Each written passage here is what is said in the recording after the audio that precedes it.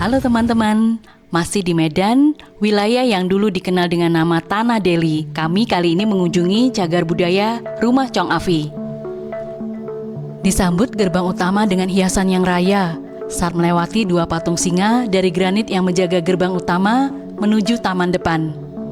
Yuk, ikutin kami. Rumah Chong Afi terdiri dari 35 kamar dan 2 lantai ini dibangun tahun 1895 dan selesai pada tahun 1900 di atas lahan seluas 8.000 meter persegi loh.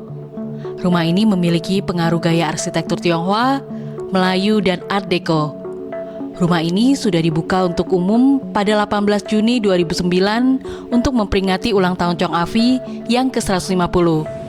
Berfungsi sebagai museum kediaman Chong Afi dan menjadi salah satu tempat wisata yang dikunjungi banyak wisatawan. Untuk tiketnya per orang 35.000 dan buka setiap hari jam 9 pagi sampai jam 5 sore.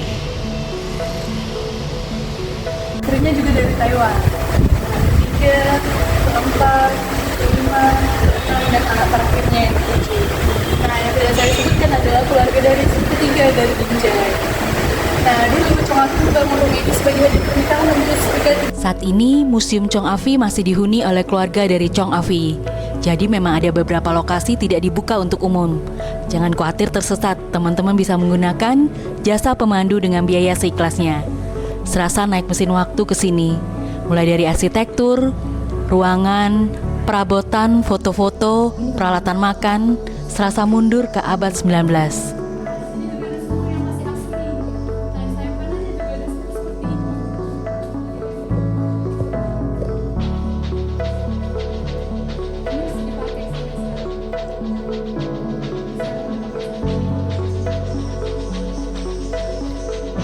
Di bumi tempatku berpijak, aku menggenggam langit.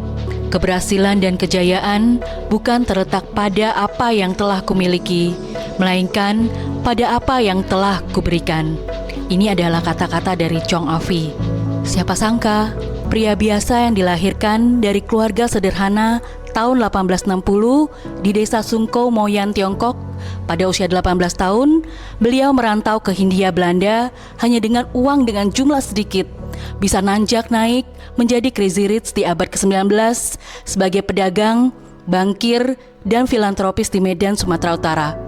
Karena sosoknya yang ulet, tangguh, jujur, dan mudah bergaul, beliau terkenal bukan hanya di masyarakat Tionghoa saja, tapi juga di kalangan masyarakat India, Melayu, Arab, dan menir-menir Belanda. Di Tanah Deli, Chong Afi menjalin hubungan baik dengan Sultan Deli, sehingga membuka jalan baginya untuk menjalankan usaha. Menariknya lagi, kediaman Chong Afi pada masanya adalah rumah pertama di kota Medan yang menggunakan listrik. Tapi, tidak hanya menerangi rumahnya sendiri. Di kota Medan pun, ia warnai dengan pengadaan 2 kuil dan 1 rumah sakit. Jasa-jasa beliau juga bisa dilihat dari kontribusi besarnya dalam membangun kota Medan. Beberapa di antaranya menyumbang 4 jam di Balai Kota Medan yang lama, membangun kelenteng, membangun Masjid Gang Bengkok, dan juga jembatan kebajikan Medan, dan masih banyak lagi. Sebuah surat wasiat terpasang di rumah kediaman Chong Afi yang berisi 5 pesan, yang intinya meminta keturunannya untuk memberikan sedekah kepada orang miskin tanpa memilih golongan bangsa, serta memberi sedekah kepada yang sakit dan bagi yang tidak mampu menghidupi dirinya sendiri. Chong Afi tutup usia pada tanggal 4 Februari 1921. Beliau dimakamkan di kawasan Pulau Brayan, Kecamatan Medan Barat, Kota Medan, Sumatera Utara. 4 Februari 1921, hari itu seluruh masyarakat Kota Medan turut berduka. Ribuan pelayat datang dari Kota Medan, Sumatera Timur, Aceh, Padang, Penang, Malaya, Singapura, dan Pulau Jawa.